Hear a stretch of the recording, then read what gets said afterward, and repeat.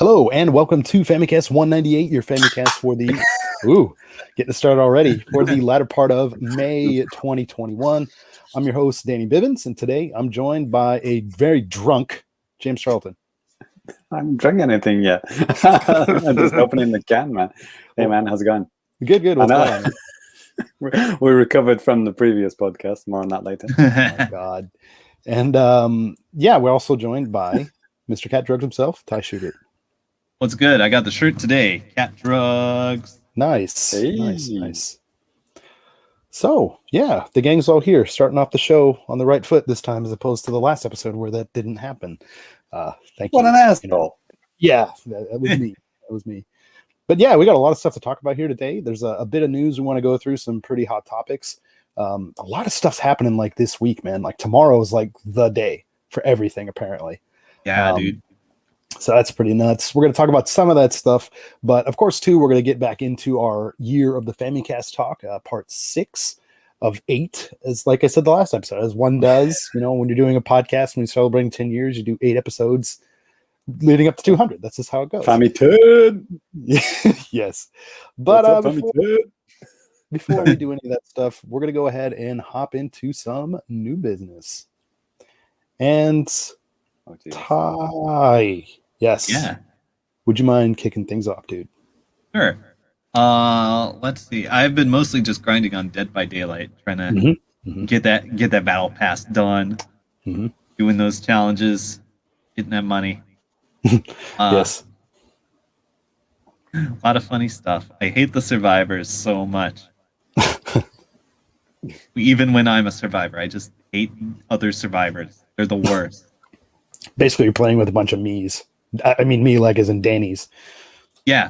Oh, no, you meant me's. M-I-I. Yes. Yeah. It's a mod. Never played Right. it. Yeah.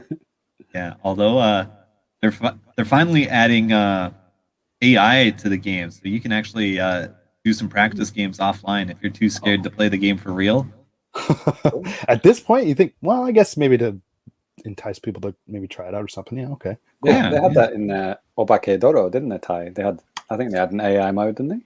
You could play without humans. I think so, and they were really bad. Yeah, right. They always made like a beeline for the center when that's not what you want them to do. Right. Right. So when the Resident Evil chapter drops, we'll talk about that later.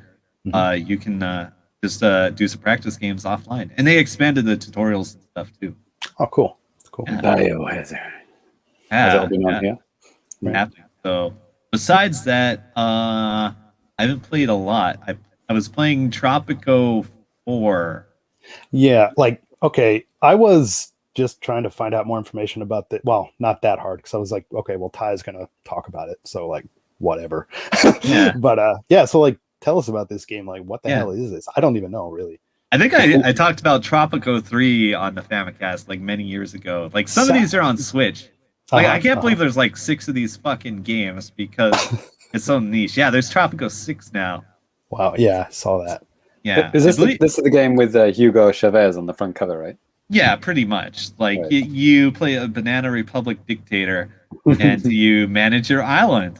And it's got a lot of tongue-in-cheek humor about it. You know, you get your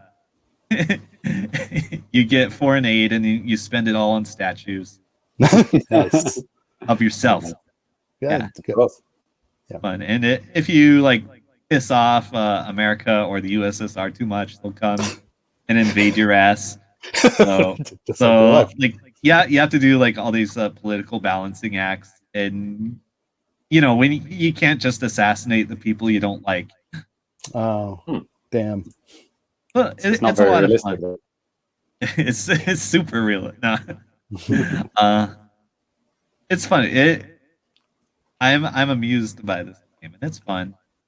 Nice. So it's funny as well, Ty? Yeah, Like on purposely funny, yeah. Yeah, I think so. Cool. So It this is does play it pretty straight, but yeah, it's funny. So this is kind of like resource management type of stuff, like building up. I was kind of taking a look at some other screenshots that I did not prepare. Yeah, but it's like SimCity Banana Republic. Gotcha. Yeah, that's exactly what it is. All right. It's funny, and there's elections and assassinations and stuff like that. Uh-huh. So yeah. Do you know off the top of your head which ones are on Switch? I believe 4 is on. I'm not Might sure. be, because I thought I saw that one there. Yeah, off the top of my head, I'm not sure. 6 is kind of like, well, kind of new, right? Yeah, it's super new. I So, like, went and checked. Is 4 the newest one? And it's not even. No. Yeah, I think this is damn, I think it was like 2011 or 2012 or something. Wow, like it's that old? Maybe. Because I think there was like a 360 version or something. And Yeah. so yeah, it fits. Yeah, I suppose so. Mhm. I'm seeing Tropico 6 on Switch. Yeah. Oh, On Switch. Okay. Oh god, Yeah. I accidentally looked at the Australian page. No. Are you ready for this? Sorry. Look Okay, at the hit me price with in it. Australia. 75 Australian dollars. Holy shit. This is the one that you're playing? Well, not this No. version, but I mean this game. No, I was playing Well, 4, and I played 3 you played 4. previously. But yeah, they look pretty much the same. Yeah. Yeah, see, But- you build up your Banana Republic with lots of statues of El Presidente. So that slums and stuff like that. Yeah. Yeah. You grow sugar cane, you sell it to Russia. Just normal island stuff. Right. Nice. Pretty good. Okay. Yeah, so being a simulation kind of game, I think it's a good fit for Switch. Mm-hmm. Like those are the kind of game I would like to play on Switch. Because you don't need Yeah, a like- good controller for it or anything. Yeah, like I bought City Skyline on the Switch, which we talked about with Scott when he was on the show before, and I talked about because he bought it for me like in 2016 on my Mac. And yeah, that's a great game. I wish I would have played the version I bought on Switch for like $12, but I just couldn't be bothered, I guess. Yeah, this game is almost like a parody of SimCity. Like James Allen said in the chat, reminds me of SimCity. Yeah, it is SimCity in a sense. Mm-hmm. A parody of SimCity. Right. So that's what I've been playing. I played another game, but I don't think the series has come anywhere near Switch. It's Dungeons 3. Dungeons 3. Yeah, Okay. I did check. There's no Switch version. I think it would be a good fit too. It's also a game that seems very much like a parody of Warcraft. Uh-huh. What like they're no, it's like directly a parody of Warcraft, and it has fucking Dragon Ball memes and shit in it. Some of the jokes are gonna age better than others.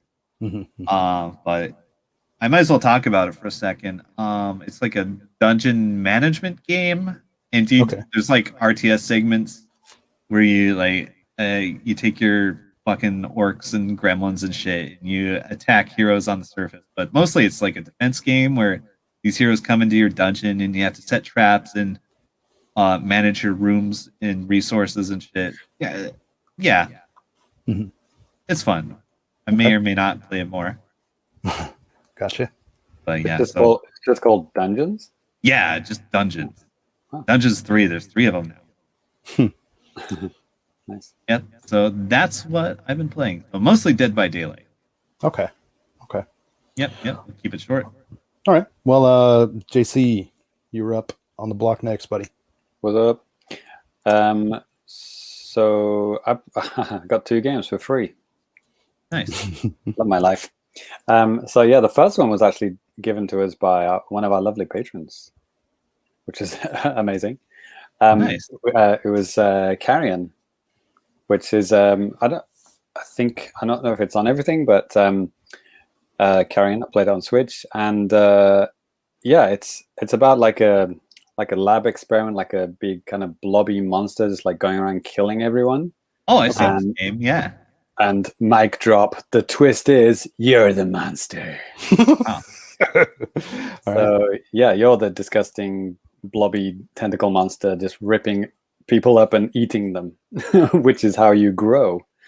So yeah, you kind of, it's very Metroid looking, like the environments look like Metroid, but you can just easily just kind of glide around environments. Your tentacles just kind of attached to the walls and just like pull you along. It's very, very smooth. It's like almost you're just like floating through the stages.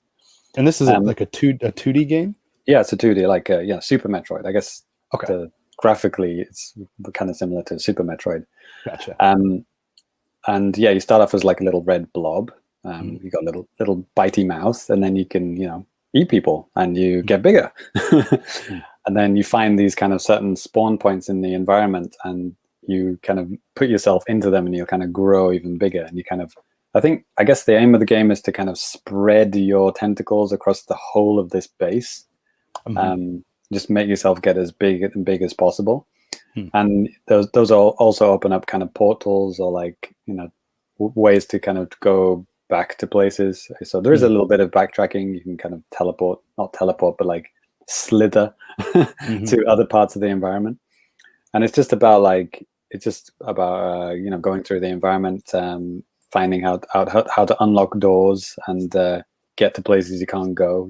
There are some places that you just can't get through, but you can actually control your tentacles with the right stick. Okay.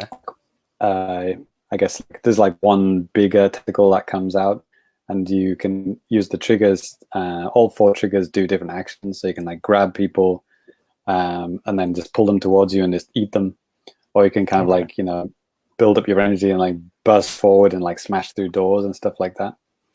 And then the bit that I've just arrived at now are like enemies. The humans in the game are just like pathetic. You can just like gobble them up easily. They're scared shitless of you. So you're just like this huge blob monster coming down from the ceiling and just like snaffle them up.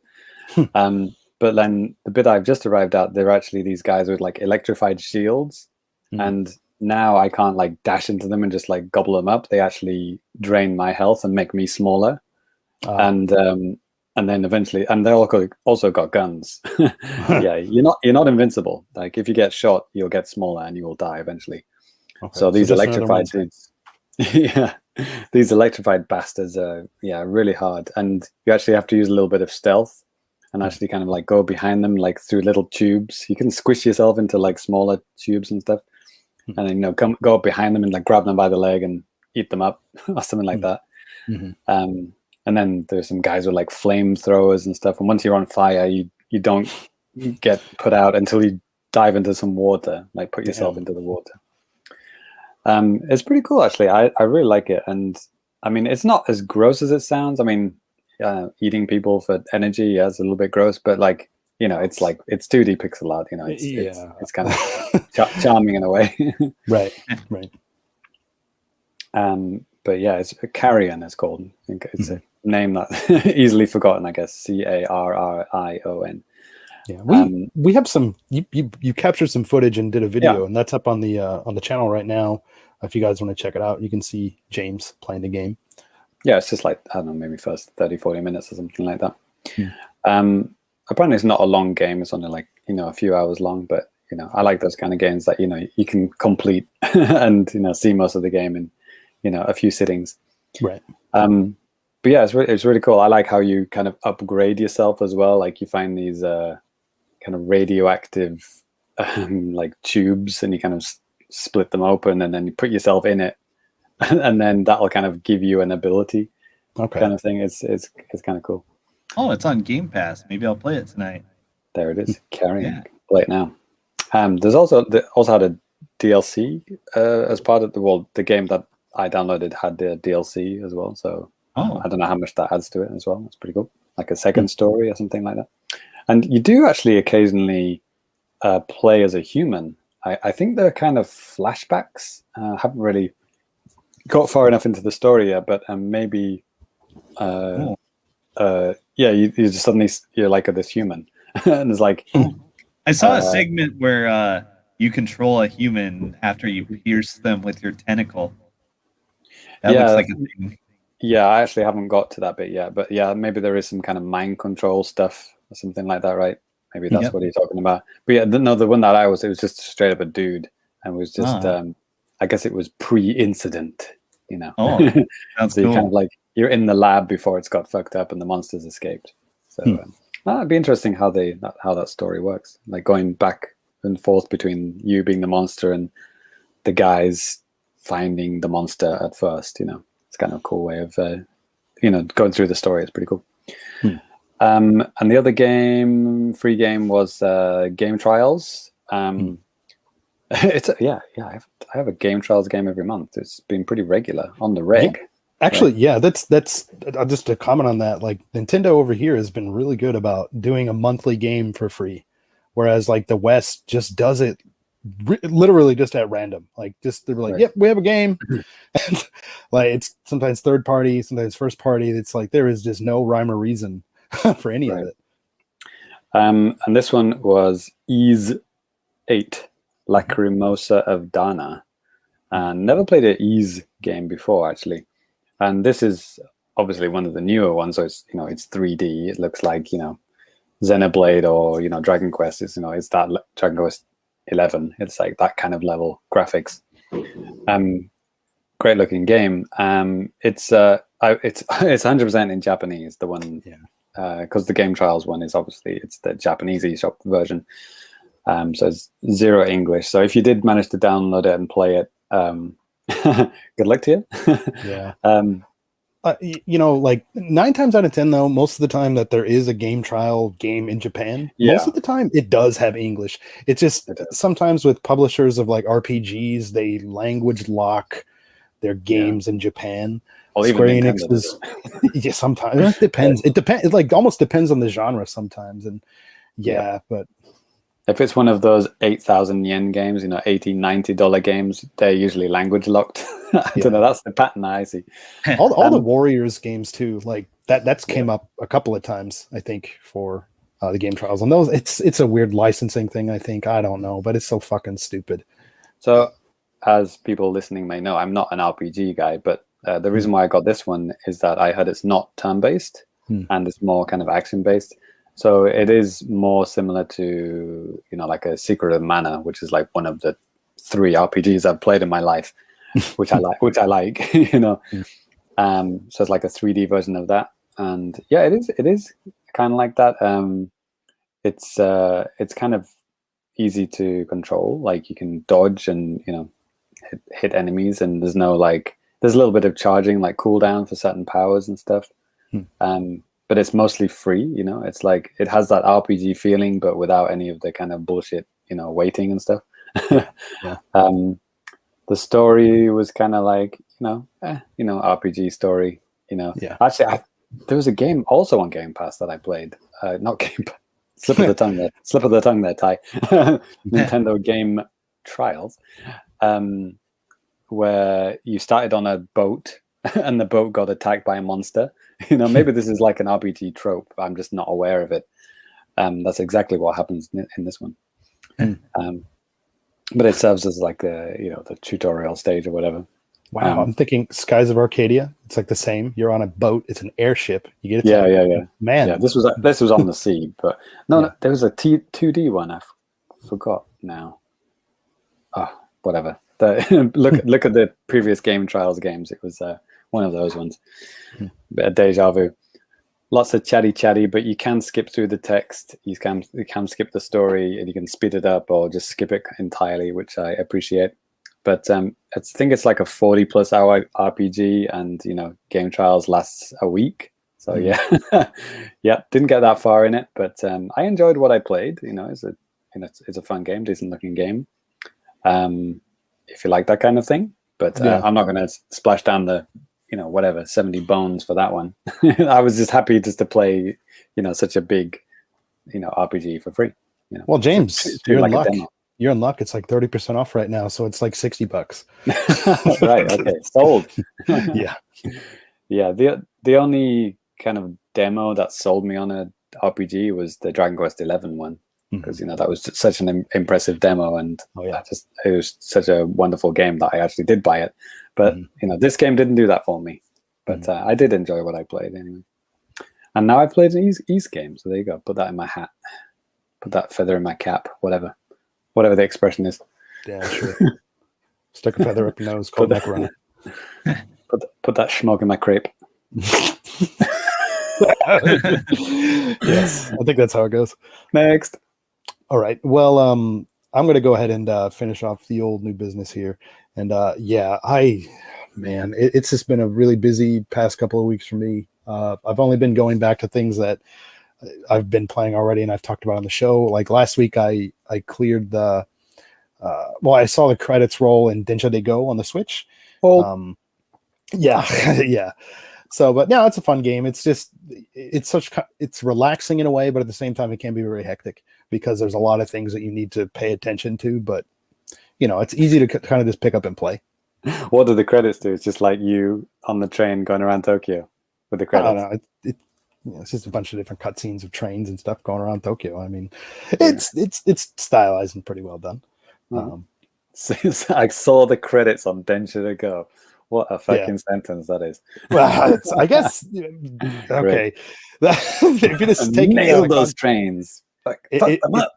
If you're just like taking it out of context, yeah, because I mean, like, no, there's like a mission mode in the game that you're going through all these different missions and different like levels and stuff like that, and they get quite hard because, like I said, there's a lot of different parameters you have to meet while you're riding the trains. You have to hit speed limits. You have to honk at people. Yeah, all sorts of stuff like that. Make sure you're driving safely. Don't slam on the emergency brake while you're driving. I mean, it sounds like pretty basic stuff, but there's a lot of stuff to kind of keep track of as you're playing. If you're even remotely interested, I definitely suggest checking out a review that I made, gameplay and stuff like that too. It's cool. And if you've been to Japan, you could probably enjoy it more so than if you haven't. But yeah, definitely. Right. Yeah, because of the realism aspect of it. It's like, hey, I've been there, that kind of thing, right? Yeah. I will say one weird thing about the Switch version that I kind of wish I would have put in my review. And I didn't really start to notice it until like after the fact. This game is barely like running on the Switch. Like, like tell. Literally it is coming apart at the seams, like on the edge of the screen because like most of the time when you're driving the train, there's like an overlay that shows like, the speedometer and like some kind of other stuff like that. But like whenever you clear a mission, you get to see like a full screen version of like the train kind of pulling into the station and stuff like that. And there are times when literally there's like this weird multicolored little tiny like pixel high strip that's like on the bottom and then like on the right side of the screen. And it just looks like it's just like barely holding itself together. You gotta take it, Captain. Yeah, but it the runs is gonna smoothly. blow. It usually runs pretty smoothly, but they did a good job actually getting it to work on the Switch. But yeah, I mean, other than that, I'm working on like a retro project, for our YouTube channel, for something that you guys listening to the show probably don't care about. I'll just I don't even think I shouldn't even talk about it. I probably don't even care. But I wanted this to kind of close up my new business with something that I thought was actually kind of interesting. And I wonder if you guys out there know. Also, too, I want to say thanks to the guys in the chat right now. Looks like we got Lemonade in there. James Allen's there. Russ popped in for a bit. And now I think he had to leave. James Allen, how's the ride on the train around the garden that you're building going, Danny? It's going good. My wife is going to leave me, and she doesn't like the trains anymore. Just over the past like week or so, I occasionally check out like resell sites and stuff like that here in Japan to see what type of old crap that I could find. If you're watching the video version, you could see I found a lot of old boxed stuff. They're all empty, by the way. Yeah, no, they're not. Not this time. But I came across something that I had never actually seen. At least if I've seen it, I totally forgot. And I was showing Ty this before the show. But I came across this little piece here. And if you're listening to the audio version of the show, this is a Donkey Konga 1 and 2 combo pack that comes with the Donkey Konga, the drums, and then Donkey Konga 1 and 2. And the box, it's pretty colorful, and it's a little bit different than what the actual colors are, I think, for the actual two games. Like Donkey Konga on the front of this has this red background over here, this red background, and then Donkey Konga 2 has this blue background, whereas like the actual versions of the games themselves, like the Donkey Konga 1 here has like a yellow background, and then 2 has like a green. So I thought that was pretty cool. And this is like there are actually 3 in Japan, weren't they? There are. The third one never made it out of Japan, right? It did not. So like I I think my first experience with the congas or the drums or whatever you want to call them, I got Jungle Beat on the GameCube. Bongos, yeah. And here they call them the Tauru Konga, like the barrel drum or barrel congas. But yeah, a Jungle Beat was my first experience with this peripheral, and I thought it was pretty cool. But at the same time, I was like, man, this is kind of annoying. Like kind of an annoying way to play a game that could work just fine as with regular controls. But have you guys played Donkey Kongas or Jungle Beat or anything like that? Yeah. Okay. I have not. I was at the E3 where they were showing it off for them. I should have known. That's awesome, man. They did not a remake, but like a reissue of the Jungle Beat on Wii, right? You could do waggle control. New play control Jungle Beat. Yep. New waggle control Jungle Beat. Yeah. And the Japanese version of that series is called Wii de Asobo or Asobo. I don't remember. But let's play this game on the Wii, like this GameCube game on the Wii. On Wii. It's on a Wii disc now, so you have to buy it again. Right. Yeah. Totally new. But yeah. But anyways, I want to kind of look in to see if I could track down all of the like Donkey Konga stuff like here in Japan, like buy all of the box like drums and stuff like that. So Dan, did you say the games are in that box, or is that just an empty box? No, they're in here. Everything's in and here. The drums. How much was all that? $18, basically 1,800 yen. Nice. So I mean, I got Very the cool. Donkey Konga 2, and I'll just kind of flip it on here over here too. Donkey Konga 1. It's Japan, so it's all beautiful condition. Actually, these are actually in really decent shape because I bought Donkey Konga 1 and 2 like secondhand from like a book off, like a physical store that I went to. And the thing about like GameCube games, when you get GameCube games in Japan, I mean the package is a little bit smaller and it comes with like this cardboard sleeve, but sometimes the cardboard sleeve is kind of like not great because I mean it's freaking cardboard and right. So they are awesome, but also that is the downside of it, isn't it? Yeah. So like I usually I bought a bunch of protectors off of like Amazon to like protect that stuff. It's probably going to get. They would never get away with that in the West because it has to be the same size as the PS2. Has to be equal to Xbox. You're not going to put these little tiny little baby boxes. Yeah, I bet no kiddie games. Get that shit out of here. That was kind of disappointing whenever I found out that they were going to use like regular size cases in the West. I was like, man, those little cases are cool. And talking about Donkey Konga, the US, especially the US versions of Donkey Konga box arts are the worst. They're absolutely bad, horrible. They're like I don't think they're CG renders. It's like, I thought there was actually like 2D, just the colors are different. But yeah, I mean, what Europe had done and kind of still does. Europe, I don't know.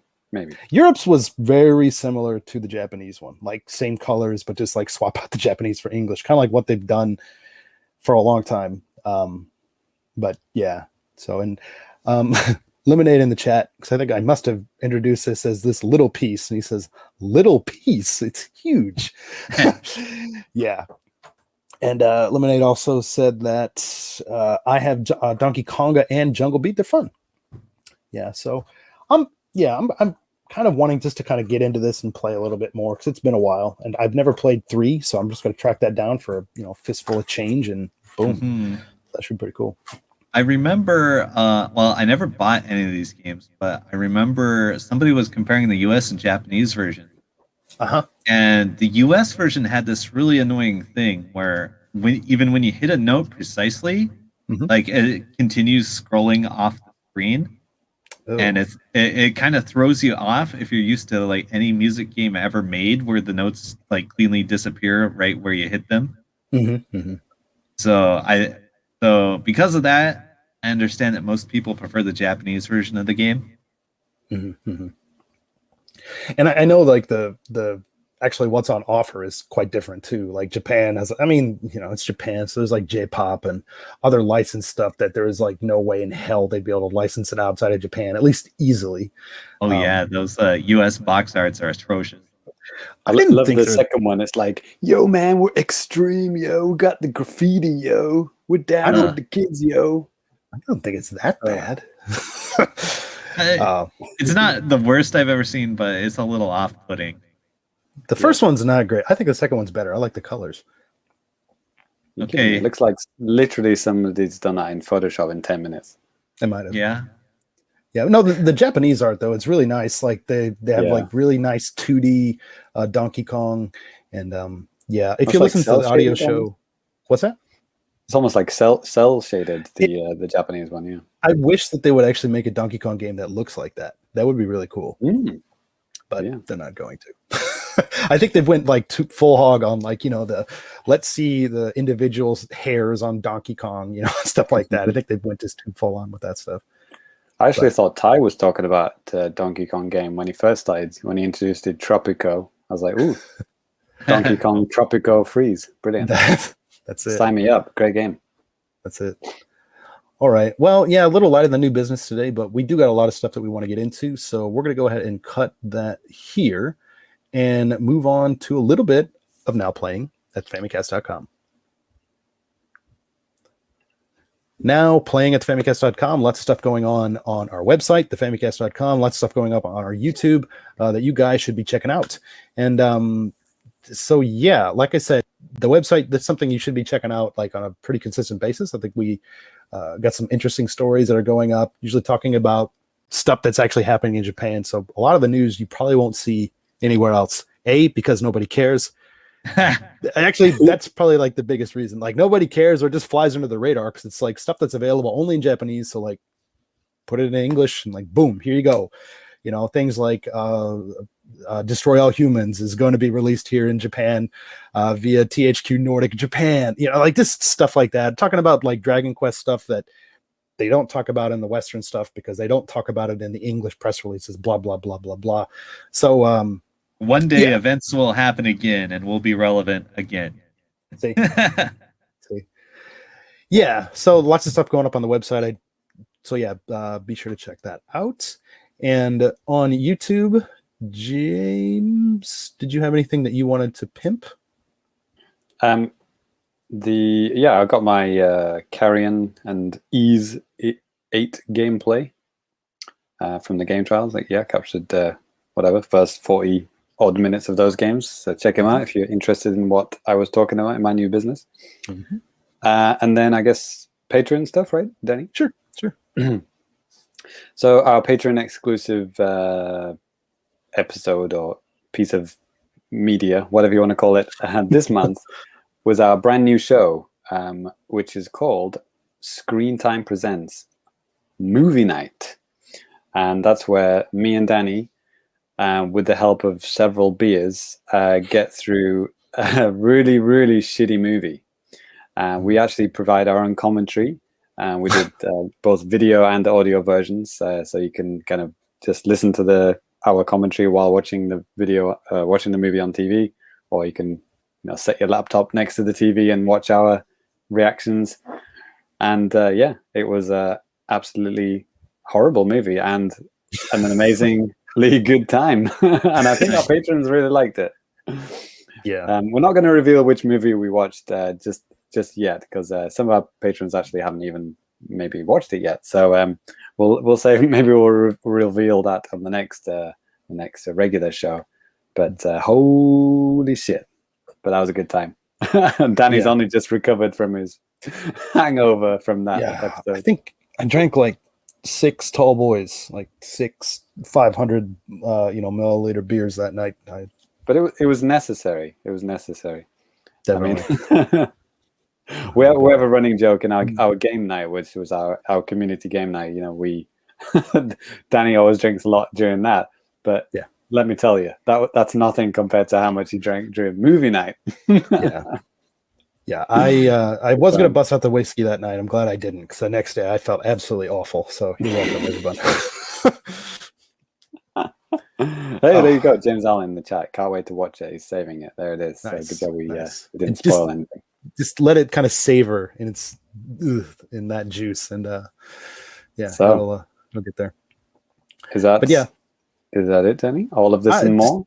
just a couple things that I want to plug here real quick before we go on. Like I just posted a Doom 64 Collector's Edition, a limited run games Switch version, in 64 like box. I'll kind of just show it off here real quick. But yeah, you can see a video all about this, up close and personal about what's in here, like all that stuff, the cool like metallic cart they have. Check that out. Yeah, that's cool as heck, dude. It's pretty freaking baller. They limited run games does a really good job with this in 64 type of stuff. It's a shame that there's some reason why they can't do Xbox. I don't remember what it was, but there's always like usually a PS4 version and like a Switch version. But okay, no one buys games on Xbox. That's why. there is that. It's physical stuff anyway. It's just Game Pass. Like you don't even need to. Right? Anyway. Like I got Doom 64 for like $2 on Xbox or something ridiculous. Yeah, I mean, I paid like $5 when it first came out, and then I paid more than that for this physical version. But anyways, all of this and more. Where? At famicast.co.jp. Probably. That's right. Don't do that. There's no redirect. It's been sniped by a URL hoarding company. You never know. No, it's that fucking Spanish Dreamcast emulator called Famicast. We're screwed, guys. That's not a joke, by the way. Yeah. Well, James, I think you know what time of the show it is. Oh yes, time for the JAPANews. That's right, folks. It's time for the JAPANews, the time of the show where we talk about all the latest and greatest comings and goings of Nintendo and Japan and all the things in between and all of the things that's not. But today, actually, there are quite a few things we're talking about that are related to Japan and games this time. So let's just go ahead and take it away. And actually, James, like this first one, it seems like this is what we always have you do, man. Like, how about you talk about this first one? Cool. Yes, new Nintendo Switch Online Famicom, Super Famicom games are available now. The Famicom is getting Ninja Jamaru-kun. Jajamaru-kun, I'm sorry. While the Super Famicom is getting Joe and Mac. Didn't we already have Joe and Mac? Oh, is that on the English? That's on the English side? No, because they got it this time too. Is it the sequel? Maybe? Nope. Okay. Because like they're using like the European name, which I thought was really weird. Unless I'm just completely wrong, which is possible. But... Oh yeah, there's another name for it, isn't there? Joe and Mac. What's it called? Caveman Adventures? Caveman Ninja or something like that. And it's like what? So the other one is Doomsday Warriors. Yeah. And then Fire Emblem Seisen no Keifu. Genealogy of the Holy War or something. That's a Super Famicom game, yeah, Super NES game. And Magical Drop 2. Yeah, I'm here for this game. So, which I believe they also put Magical Drop 2 on the English side, right? But they just left it the Japanese ROM, I guess. Yeah, I don't think there is an English version. Yeah. And they did it with Jajamaru-kun too, which actually I have a copy of it in this room somewhere. But so it's just like deal with it. It's in Japanese. Yeah, but like with Jajamaru-kun, it's a platformer. So like there's really not much you need to even know in terms of like, text and stuff like that. I don't even remember. It might even be in English already. Right. Yeah. It's like the story text for Legend of Zelda, the first one, the Famicom one, it's all in English. Yeah. In the Japanese version. There's like barely, well, I guess when you play the game, when you play Zelda, the text is in Japanese, but all in katakana, all in katakana, but the story is in English. So a lot of those old Famicom games they put English in because it's cool, right. So what is the West is getting Fire Emblem and Doomsday Warrior and Spanky's Quest. Oof. No, not Fire Emblem. Not Fire Emblem. So switching out Fire Emblem and Doomsday Warrior for Spanky's Quest and Super Baseball Simulator 1.000. How do you pronounce that, Danny? 1 point something. Well done. Nailed it, James. The baseball talk done. Is that actually a good one, Danny? Or ask me about it. I played this game a lot. Yeah, that's Ty. I played. Okay, it's called Baseball Simulator, but here's what it's actually. It's baseball cartoon bullshit. and it's Nice. great for it. It's like the least realistic baseball game I played that isn't Base Wars. I'm getting my cross and garlic and all that shit ready. I cannot have that in my house. Yo, it's fun. It's basically like you give your players like funny powers, like when for example, there's one power a batter can have. When he hits the ball, it spins the screen, so God. it makes fielding hard as hell. Mhm. Or That's some a guys super have nice like game. really cartoony curveballs and shit. Like they just spiral around like crazy. I haven't played it in many years, but I seem to remember you can like make whole entire custom teams. It's like baseball if it was actually a fun video game and not baseball. Oh, yeah, Danny. Well, hey, King Griffey Jr. Major League Baseball, the first Super Nintendo one. That's a fun game. That's a fun game. That's ball This- time. This is also a Super NES game, right? The Right. simulated one, Yeah. I do have the cartridge for this. Nice, nice. Spanky's Quest, holy shit, that looks like a piece of shit. Like some fucking monkey platformer game. But Holy with fuck! horrible I saw controls. this game earlier this week on some Twitter account that posts like magazine ads for video game, and it was like the goofiest fucking thing. Yeah, Hold on. it's pretty bad. Yeah, I'm gonna find it and I'm gonna post it in the Discord real quick. Okay, and James Allen sounded off too. I haven't opened up the app, so I don't even know. But Yeah. James Allen, he's on top of things more than us. He said over here a special SP version of Super Mario Kart launched as well. The special version of the game opens up all cups and courses from the offset, and you can even jump straight into the 150cc rating or racing. Nice. That's nice. That's cool. That's nice. Oh yeah, that's where I saw it. I saw it on the Cool Box Art Twitter. Oh, okay. And I don't think it's very cool, but okay. It's the way it goes sometimes, right? I only follow Shitty Box on Twitter. Right.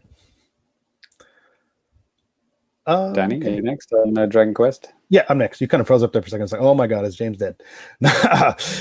Yeah, I'll go ahead and go next here. And yeah, so as some of you guys out there are probably well aware, there is a Dragon Quest event that is coming up very soon, actually, in like almost like 14 hours from right now. I mean, if you're listening to the audio version of the show, which releases on Friday, yeah, that doesn't matter. It's all going to be done, and you guys are already going to know all about it. But so a couple of things that I wanted to go over about this that it's kind of interesting because first this was just announced for Japan, and they talked about like in this article I found on on Japanese website, they're talking about not only this event, but they're talking about different merch and stuff like that was going to be available starting later this month and all this type of stuff. But the event itself is actually being held in like two parts. Like the first part of the event is basically they're going to be talking about the future of future updates for Dragon Quest X Online and mobile games like Dragon Quest Walk and stuff like that. Also, there are quite a few mobile games, Dragon Quest mobile games here in Japan. So like they're going to spend like the first 30 minutes talking about that. That part of this event is only going to be in Japanese, but they're going to have start simulcasting, I guess. I don't know exactly how they're doing this, but about 30 minutes later, they're going to do another part of this event where they're talking about future Dragon Quest games, like traditional Dragon Quest games. A lot of people are expecting to see Dragon Quest 12 there. Yuji Horii, he's going to be there. He's going to be interviewed by some people. If you're watching the video version, you could see the two people, and there's Yuji Horii, like whatever. But that's a good question, Danny. Which console is Dragon Quest 12 going to be on? Because they usually choose the most successful console in Japan at the time. So it's not going to be Xbox, obviously, but it might not even be PlayStation because PlayStation 4 didn't do very well in Japan, and PlayStation 5, I mean, well, it's doing all right, but it's just come out. So it'd be interesting if that is also a Switch lead platform. That'd be interesting. I don't know. I mean, we've talked about this before, but I think the Switch, it's not, when the Switch doesn't matter, Danny. The power of the console does not matter. They released it on the fucking DS. They do not care about that. Oh, I know. I'm just saying, like, I think like that type of stuff is irrelevant because I mean, yeah, they're pretty good at like scaling. I mean, Dragon Quest 11 is running on like Xbox, Xbox One X and stuff like that. PlayStation 4 Pro. I don't know if they have like PS5 or Series X versions of it yet, but I mean, it looks freaking gorgeous. And even on the Switch, it still looks fine. On the 3DS, it looked fine. For crying out loud. I think they kind of fucked up with the Dragon Quest 11 because the way they did it was like it made it really hard for themselves because they did it on PS4 and 3DS first, and then they had to convert that back down to Switch, and it took them fucking ages, right? Oh, it was just dude, trust me, I know all about game development. It was just like hitting this little slider, pulling it down. Right. Boom. It's just really hard to like, do it. Just tighten up level 5, right? With the Ty, get that PlayStation controller out and do that for us. Yeah. I wouldn't be surprised if this is Switch lead, and then other consoles later. Like they upport it to other consoles later.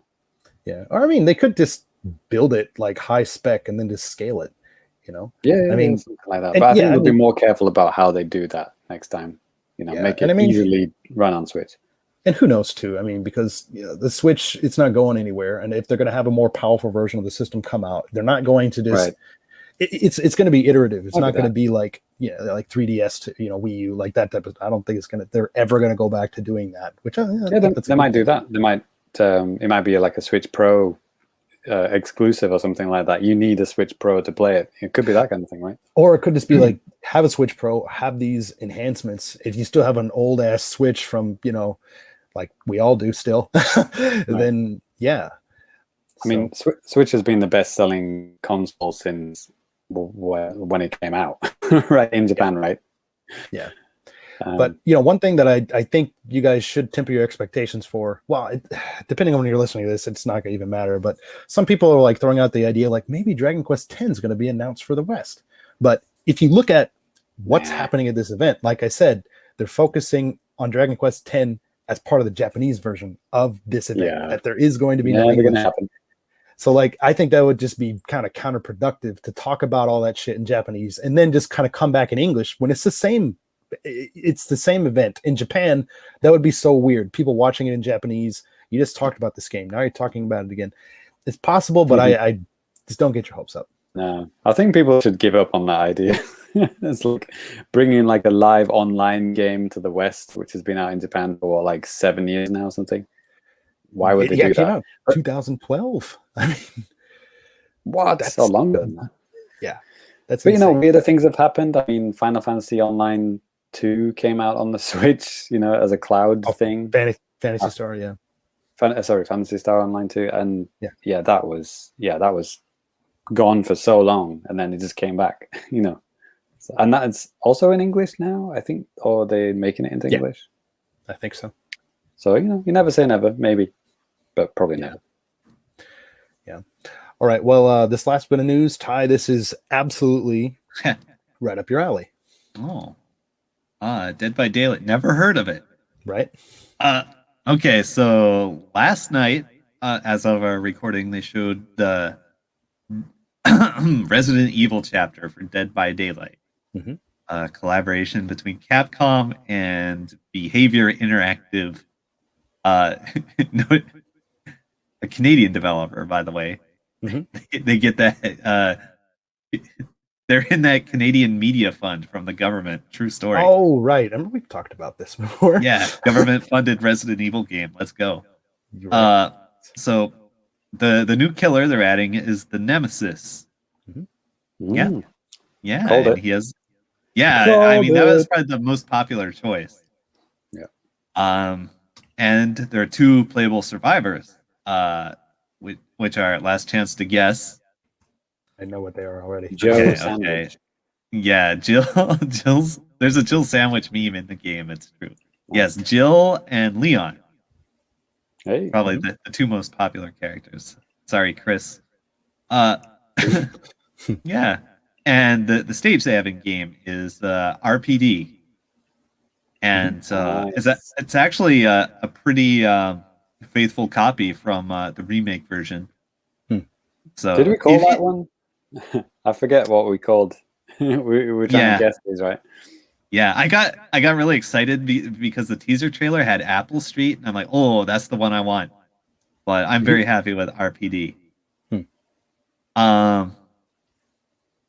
So if you know your way around the police station, it will certainly help you in the game because it is a copy.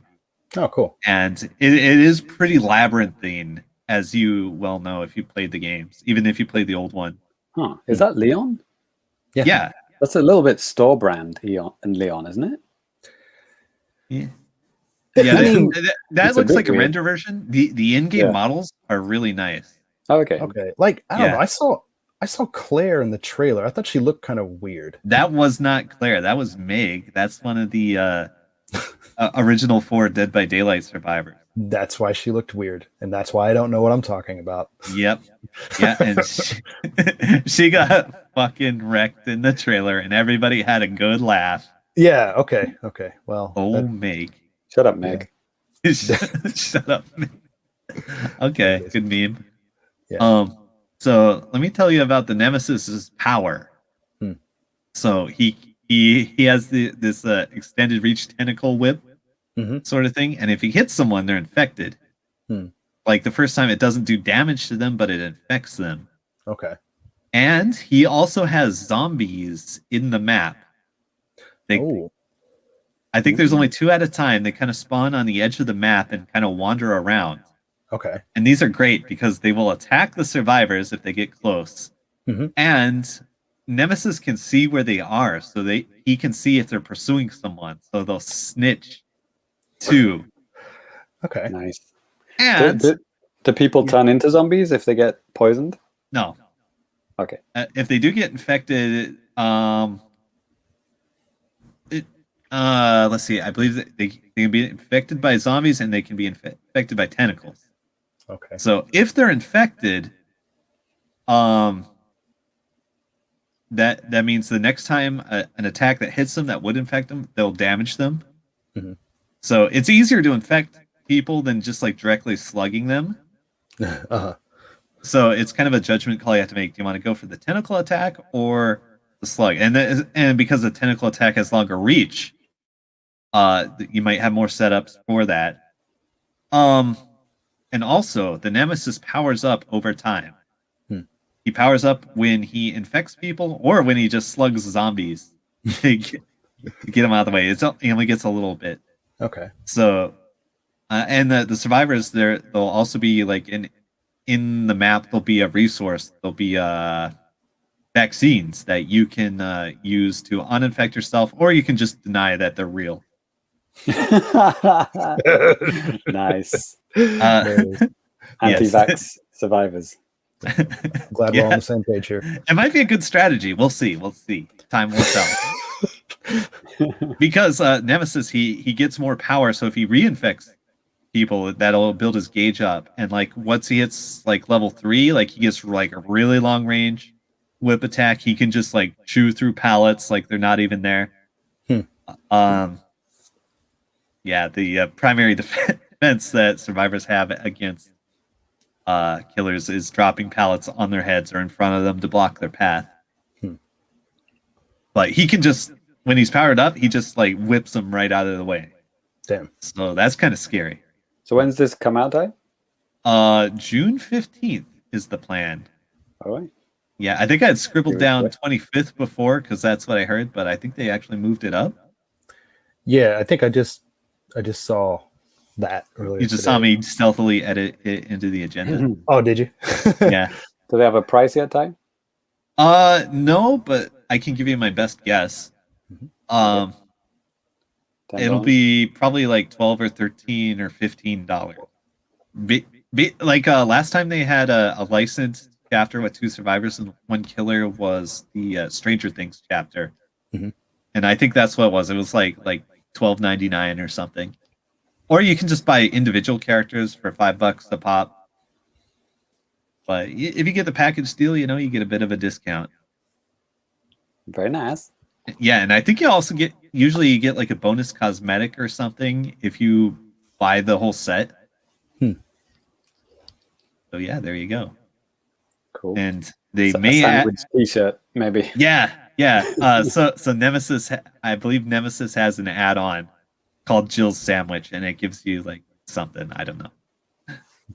I don't remember. But since it's playable on the Steam version test branch, you can try it out and you can just like look up your favorite YouTuber fucking around with it. All right. It's pretty good. Yeah, the RPD level, it's really claustrophobic in places. There's like a lot of bottlenecks in all the doorways. Mm-hmm. So Nemesis in particular seems really dangerous on that map because the zombies can block the doors. Oh. And since Nemesis can see where they are, he can try to herd people into it. Mm-hmm. Mm-hmm. And a lot of very funny things happened on some of the streams I was watching last night. Cool. So I'm really looking forward to this. I can't wait to get it. Cool. Yeah. Right. All right. Well, I think that is going to do it for the old JAPANews. Next, Ty, you're on deck, buddy. Oh boy, here we go. I almost forgot.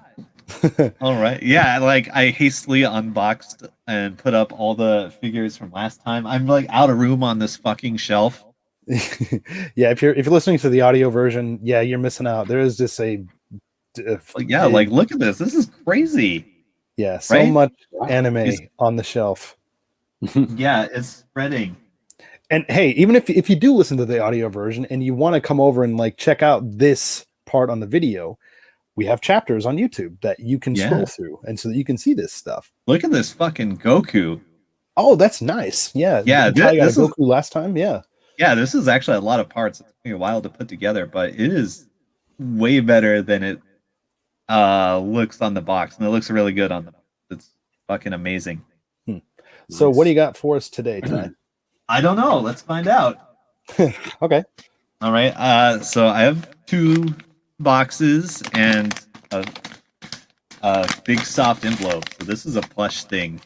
As Chris Blackstone just sounded off, said, "All right, I'm just in time for just the in time. Flash." It's time.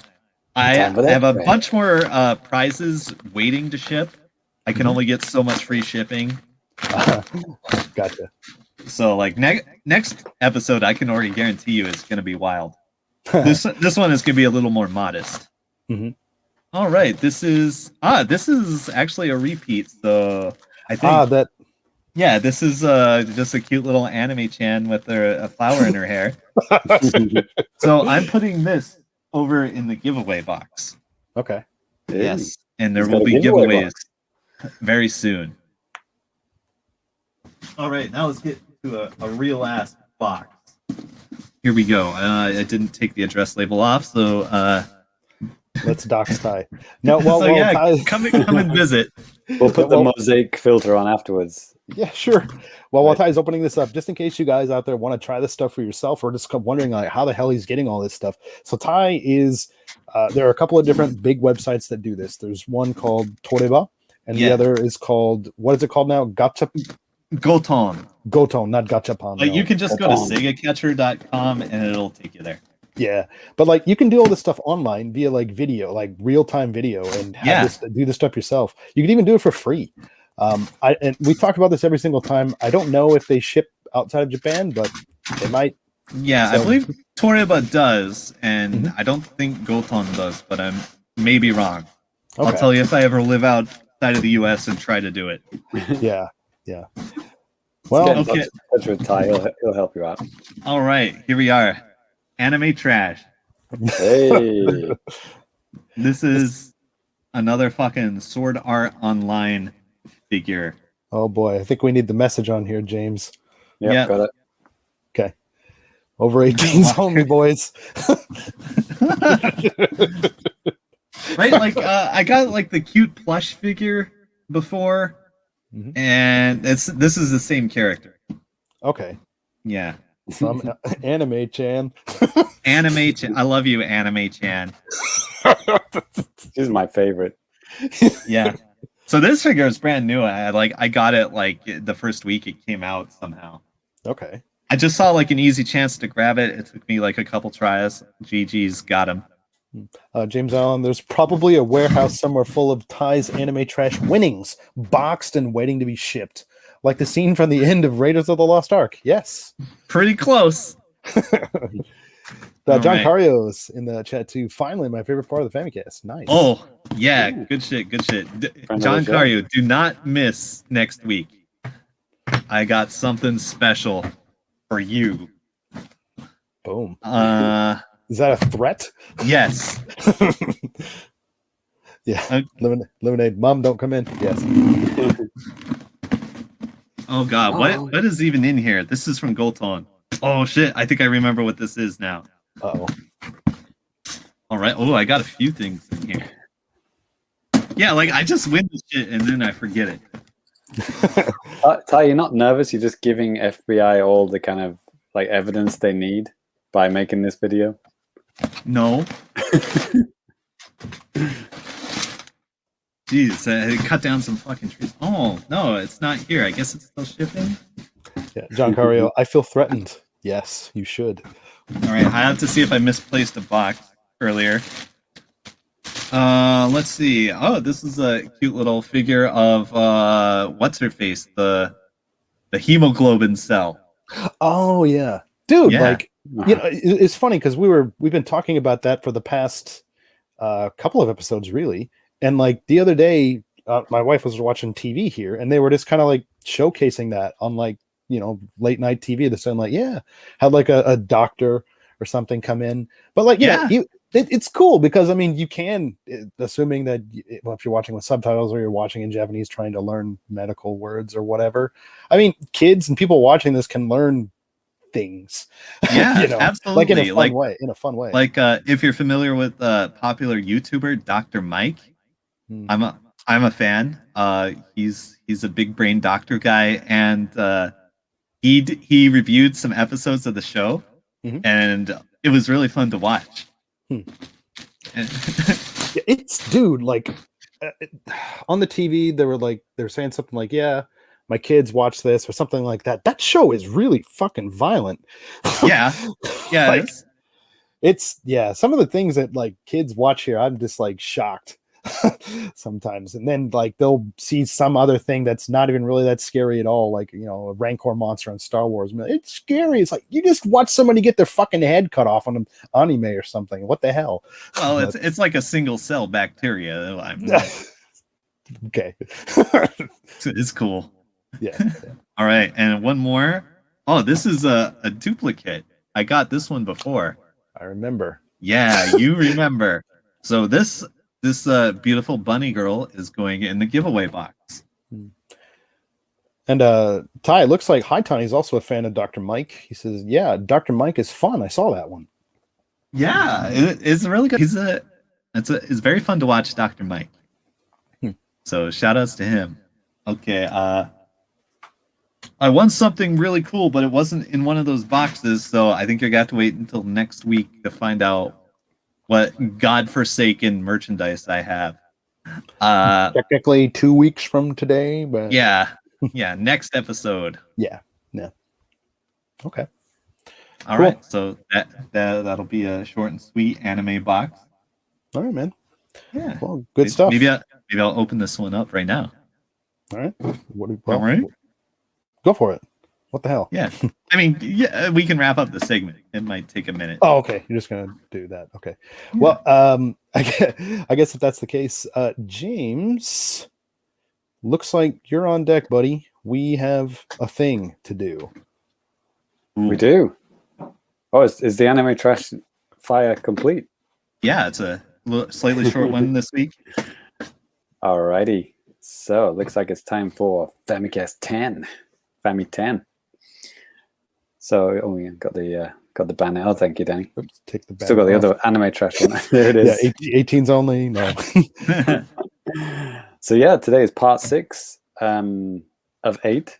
You know, as you would expect, right? Yeah, this is episode 198, 2 away from 200. So this is part 6. We're doing it for you. We're talking about the years 2017 and 18 today. Actually, first of all, I'm just going to straight up start with a message we should have played. Well, we didn't play it last episode because we had an actual special guest. We had John on with us, right? But I wanted to play it the one before that because we already talked about him, and that was Perry Burkham. And Danny, who is Perry Burkham? Perry Burkham is who is he? No, Perry, good friend of the show. Actually, I wanted to actually mention this several episodes ago. I had the chance to actually meet Perry in person Nice. back in 2017, shortly after he made our theme song. And he made our theme song for the show when we transitioned over to being on our own. We love it. I mean, I love that song so much. He did a really fantastic job. Ty has something here he wants to show really quick. Here we go. I'm just gonna put this somewhere.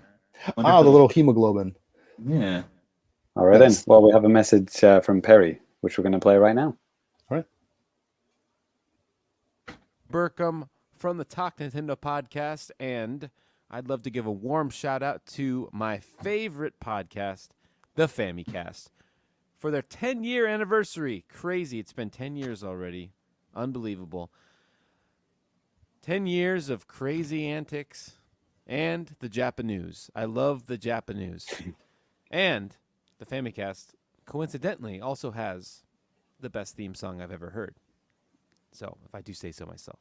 Congrats, guys. 10 years. Woo! Nice. Thank you, Perry.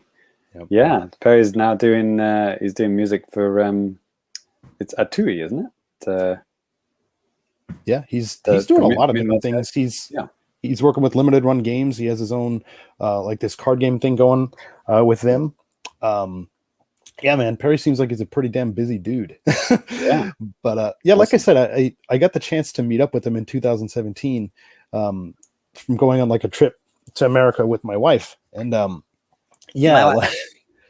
wife, yeah. And it's kind of crazy because my wife and I drove from Colorado to visit him where he lives, and on the way back to the Midwest. And anyways, like it ended up my wife and I, we were really delayed. We had to make a lot of pit stops. Like there was some kind of thing wrong with our stomachs. So like what would have been like a short, 10-hour drive turned into like a 17-hour drive. And so like, yeah, as we're driving across the middle of America, it's just getting later and later into the day. And I'm thinking like, oh my God, we're not going to be able to get to Perry's until like freaking midnight. And I think I called him at like 9 p.m. that night, and I was like, yo, man, like we're like 3 hours away from you, man. Like, what do you want us to do? And he's like, dude, I don't care. just just come on over, man, to show up. And yeah, we pulled in at about midnight, and and he's still like, dude, him and his wife are just so freaking amazing. They made my wife and I food at freaking midnight. And like, wow. Seriously, Perry, awesome. Yeah, Perry Burkham, stand up dude. Not Absolutely. Just because he fed me and made the theme song. But that mainly to the reasons, yeah. Those are the I like how James Allen in the chat, he says, Talk Nintendo podcast, that's Perry's podcast, is his second favorite podcast after the Famicast, of course. Mm-hmm. Also because they're always slagging off Mr. Bivens for cheating. Yeah. Like they're it's a fun show. If you guys don't listen to him, yeah, you should. And yes, it is true. If you cheat, you win. If you cheat, you win, yeah. We did a t-shirt in season 4 for that. You can buy a Danny t-shirt with "If you cheat, you win" on the back. You could. You really very much can. So yeah, just a couple of things that I forgot to mention in the last episode. So Ty, when we're talking about Tak Fuji, totally forgot to mention that you actually went to see Tak. Yeah, in person. I did. We had a nice little I want to say grilling. No, we had a good time. I met up, and he gave me the dirt on how to play Cal Metal. Cal Metal, yes. And I did eventually track down a copy. It was great. Yeah, and we talked about a lot of different music games. It was a good time. Dude loves video games. Yeah, I didn't even realize that you did that, or if I did realize it, I had long since forgot that. I saw this on the agenda, and I was like, "What the hell is this?" Yeah. Well, I was tagging along with I don't even remember. John, wasn't it? Yeah. Another friend of the show, Ego Otaku. Yes. Yeah. It was great, and there was a really fancy office there because it was like the the building for what's a big media distribution company? DMM. DMM, yes. It was like their building, and it was super swag. It's like built to impress investors. That kind of place. Yeah, those guys are legit. It's not, they don't just do video games, they do all sorts of stuff here. Yeah, it's like big media company. Yeah. Nice. The other thing was for Evo, I forgot to mention Bridger, which I guess we can keep Ty talking. So Yeah. he's actually in the chat now. But that was when the first time I met him. Yeah. Right. Yeah. He's a buddy from my hometown fighting game community. Or like even before, like when he was like a junior high schooler and I was working in the arcade. Damn. Good times. Young whippersnapper. Yeah, he's been a contributor to the Champion Edition, right? Yeah, like a couple times at least. Yeah, I'm trying to think like that the day of Evo that we all, went, like I'm trying to think, Tyler, why the hell like you met up with me that morning? Oh, right, because it had snowed. Right. Yeah, he had like the worst luck at traveling. Like his flight was delayed, so he came like right to Evo, like with his suitcases. And then I'm like, okay, you're gonna come back to my place and crash there. And it snowed super hard, and some like idiot like wrecked his car across the tracks, so we were like stuck on the train. And we just happened to be like stuck in Kuki. So we got out, and I had tried to message you, and you were partying that night. Oh yeah, I think I was already. So we went up drunk. We went up the street to the Neck Cafe and crashed there. Pretty good. And you graciously let us park his huge ass fuck suitcases at your place before we took off to the next day of Evo. Okay. Yeah. Okay. I also had my passport investigated. Great. Nice. Cool. Oh, yeah. So Bridger is now one of our patrons as well, which is awesome. So yeah, contributor to Patreon, friend of the show, true friend of the show. Yeah. 100%. And then, Bit Summit 2018. We talked a lot about Bit Summit last time. John got a little bit rowdy towards the end. He was on his all good. Fourth whiskey. It's fine. So yeah, Danny, do you remember this story? The party that never happened. Oh, the Bit Summit party. I think it was just a big misunderstanding on my part. Yeah. There's not even just. I think it definitely was. It's funny because we just got in touch with the guy that invited us, right? Danny, Mark. Do you remember? Yeah. The guy who invited us. Yeah. Yeah. So there's a guy, and maybe you guys know about him, named Mark Lentz. He used to work for Q Games, like doing the like PR and marketing and stuff like that. And we hit him up, and whatever, we hit him up and stuff. And he was, I think we saw him on the show floor and stuff too. And he's like, hey, there's going to be like a Q Games party at such and such location at such and such time. He's like, yeah, if you guys, want to come, yeah, definitely feel free. And like, I think I forgot to mention this, but I had my wife with me on the trip to Kyoto. I will say she paid for her own way and like for the hotel and stuff like that. Like that was all like she paid for herself. But I didn't use the Patreon cash. I took your guys' money though for myself. But like, yeah, so I was like, well, I don't want to just be like, honey, have fun by yourself. I've been away from you all damn day. So like I went and we kind of hung out and stuff. But yeah, I think I told James, I was like, yeah, man, I think the party's starting at like, I don't know, 6 o'clock or something. But like, no, that's not exactly right, Danny. You said the party starts at 9. No, shit. Okay. So after I left Bit Summit, I had a great time at Bit Summit, and went back to my hotel room, got washed up, got ready for the party. It's like Q Games party. It's like, dude, you're not going to believe who's going to be there. There's going to be like, like the guys who, the original Super Famicom creator, he's going to be there. It's like, there's going to be like, music composers from like, Mario. It's like Tanabe is going to be there. Miyamoto might even show up. Like, I'm like, dude, I am fucking there. Danny can't make it. Got my suit on. Let's go. Arrived at the venue. The doors are closing. And I'm like, I'm here for the Q Games party. It's like, yeah, we just finished. Oh, And then there's like, I saw like Dylan Cuthbert, like, you know, standing outside the venue. It's like, asked him, it's like, yeah, the party started at 6. It finished at 9. So Danny said, no, it started at 9. Fucking Danny. So I basically missed the opportunity to meet like all these fucking legends at Nintendo. There Take it my is. bow right here. So yeah, thanks for that, Danny. Good You're times. welcome. You're welcome. But yeah, even despite that, still had a good time at Bit Summit in general. So yeah, Right. Not all bad. Except, you know, I'll never forgive Danny, and I'll hate him until I die. You should. Um, John Carrion sound off here too. Yeah, he said, "Hey, but Ty let me crash at his place in Japan too. Hands down, the most gracious guy. Yeah, Ty's pretty cool, dude. Yeah, I'm the best. Don't tell him that. Oh, now you've done it. Yeah. John Carrion too. Hey, thank you for letting me put my stuff in your house. Hey, no problem. I guess if you come to Japan, prepare to put your stuff in my house. Anyone watching? Oh God, don't. Sell it on Mercari. There it is. that was the running joke for a long time, wasn't it? If you ever come to Japan, stop by Danny's open bar. Yes. Right. Yep. Okay then. So yeah. Anyway, going back to new stuff that we're going to talk about this episode. So yeah, March 2017, the website goes live. We have the Famicast.com. We have the domain. That's all set up.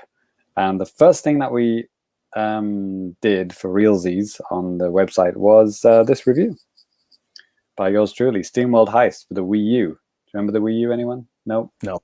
Never mind. Yep. It was a video game console. It wasn't very popular. So yeah, that was the officially the first, you know, individual review, not NWR based review. And I'm not even, yeah, there wasn't actually a Japanese version at the time. No, I don't know if there is now. There is. But, There is. There is now. Yeah, I remember searching. I wrote it down here, the comment here.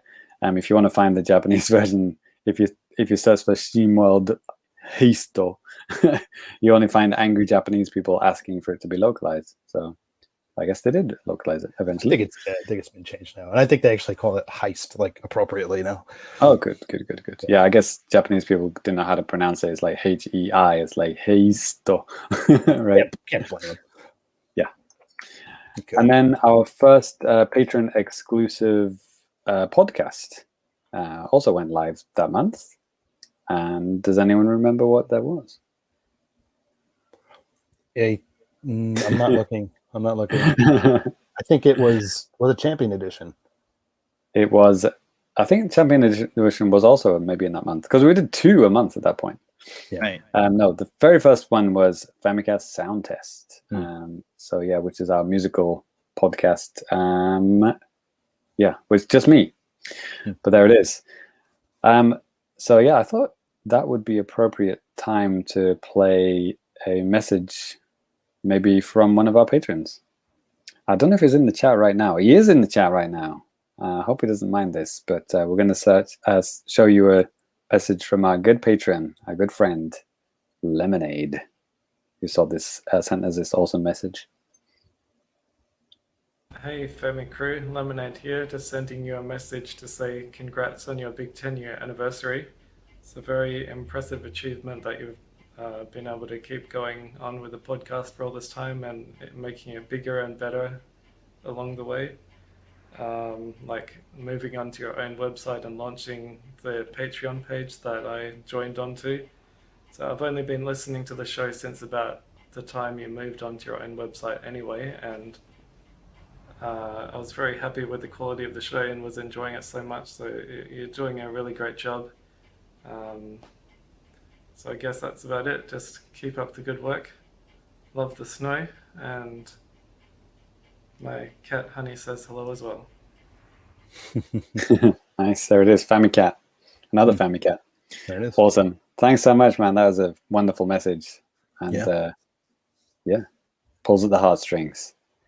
There it is. It was awesome. I mean, Lemonade was amongst, many people who joined us, and I don't know about you guys, but I was just like, wow, all these people want to give us money for doing the Famicast, which we do anyway. It's like, it was amazing. Suckers. But we must have been doing something right. People like the exclusive shows that we did, because it's quite different from the regular shows, I guess. Mm-hmm. We tried to do like a variety of stuff. And actually, that's actually what I wanted to talk about next. I wanted to talk about the inception of all of these shows, and I wanted to actually show you for the first time ever the kind of Excel, let's call it Excel sheet, so it doesn't freak Ty out. I don't want to tell him the Mac software name. He might cry. But Macs have software? yes. So the Excel that I used looked something like this. So I was basically just thinking, okay, we got 4 guys, me, Danny, Ty, and Cyrus. Let's, make combinations of those and see what we come up with. So, for example, me plus Danny, we both like Star Wars, we like movies, we like Marvel stuff. Maybe we can do a show about movies. That's why it was just brainstorming at this. Me and Ty, what do we both like? We both like killing people. There we go. Maybe there's a podcast in there, right? Me and Cyrus, we were both into Splatoon at the time. It's like, okay, maybe we can do a Splatoon podcast.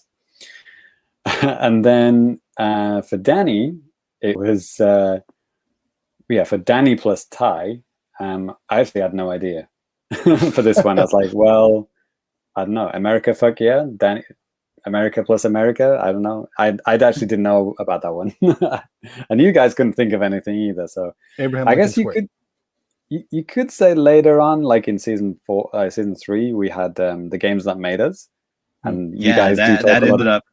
Yeah, you could think due to the shared experiences. Yeah, culturally, like growing up in America. Yeah, so I guess it did eventually turn into a podcast, but season 1 we weren't thinking like that. And then Danny and Cyrus, they both like collecting shit. Yeah. And we'll reveal what these turned into later. Yeah, you can probably already guess. I like the Cyrus bandanas ? Yeah, and then Ty, obviously, Ty and Cyrus, obviously, they're both big into fighting games. So it's like that was the, okay, maybe we can do a fighting game podcast. And then for Cyrus, so Cyrus was going to be involved, Splatoon with me, collecting shit with Danny, fighting games with Ty, and then if it was him on his own, maybe something about bandanas. Yeah. Yeah. Also, trying to think of like individual podcasts as well. Maybe like just one guy. We could do those as well. So for Ty, would like, I don't know, maybe building fight sticks. Danny, who could talk about Star Wars for an hour on his own. Yeah. You could probably still do that, to be honest. Yeah. And then for me, I wanted to do a music show, and that did turn into a show in that eventually. And then also Life in Japan. We maybe wanted to do a Life in Japan, split off that as like its own thing. And like also there was like a quiz show idea that I had. But so yeah, these obviously turned into real shows. And then the second draft, I guess you would call it. So for my music show, the initial idea I had was to call it Tape Deck, Famicast Tape Deck. And the reason I didn't go with that was that maybe the same month or around about the same time, Retronauts released their own podcast called Retronauts Tape Deck. So I was like, fuck. Think of something else. But patrons will know this, like on every episode of the sound test, it actually starts with like a tape recorder sound, like a tick sound. So that's a kind of like a remnant of the original version that still remains. Life in Japan, we just called it Life in Japan. And then mine and Danny's movie podcast turned into Screen Time. And then, so me and Ty, the trolling we developed it a little bit more than just trolling. It turned into Ty. I believe Ty suggested this. Like we should do some kind of game, designer, armchair designer thing or something like that. Yeah. And then with me and Cyrus, it was either going to be called Splat Time or Splat Hour. Collector's Corner. I think that was pretty much from the start. It was going to be called a Collector's Corner. I think Danny thought of that one. And then I believe I suggested Famicast Fight Club for Ty's fighting game podcast, but he had a better idea. Because the final names were all changed a little bit. Ty came up with Champion Edition. Right.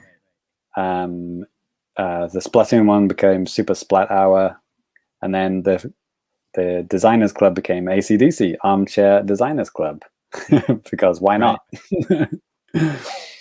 And then just to be fucking ridiculous, I decided to call the Fami Quiz. I changed it to Happy Smile Super Challenge Famicast Wish Show, because after that Simpsons episode where they go to Japan and they all take part in that stupid Japanese game show.